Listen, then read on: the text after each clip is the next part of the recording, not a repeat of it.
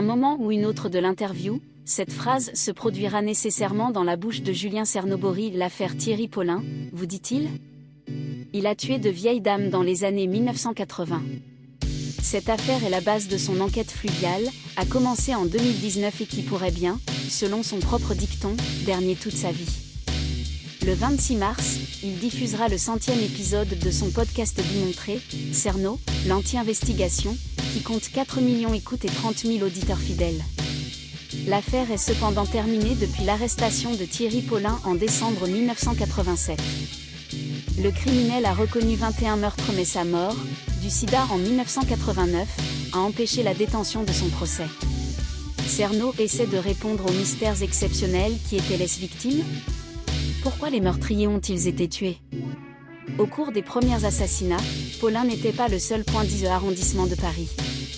Il voulait être intéressé par les victimes ou leurs bourreaux. Paulin ou le fait social mondial Julien Cernobori et la Ondélate anti-Christophe ou la Drouelle anti-Fabrice, ces deux journalistes de narration qui inondent Ondes Radio des histoires les plus gelées que autres. Il les admirait, plus jeunes.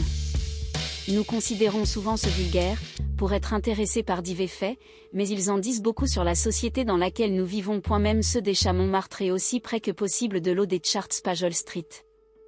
Nous parlons de Thierry Paulin, mais surtout dans les années 80 et la vieillesse contemporaine. Grâce à sa quête des victimes d'hier, le journaliste du passé de l'anthropologue peint un portrait des personnes âgées aujourd'hui. Personne ne s'intéressait à ces victimes à l'époque, regrette le journaliste. On repoussait les descriptions de sa vie dissoute de métisse, droguée, fêtard. Mais aujourd'hui, personne ne s'intéresse non plus aux vieilles femmes. Une communauté d'auditeurs fidèles, la forme d'investigation et récits solides a trouvé un public de fidèles, et même fans. Après quelques épisodes, Julien Cernobori a proposé à ses auditeurs de l'aider en finançant son projet, via la plateforme contributive Patreon.today. Il vit entièrement grâce à ses abonnés, avec qui il échange quotidiennement. Cette histoire est inépuisable. Thierry Paulin aurait tué entre 30 et 40 femmes entre 1984 et 1987. Dans le 100e épisode, Cerno n'a pas encore tracé 12 meurtres.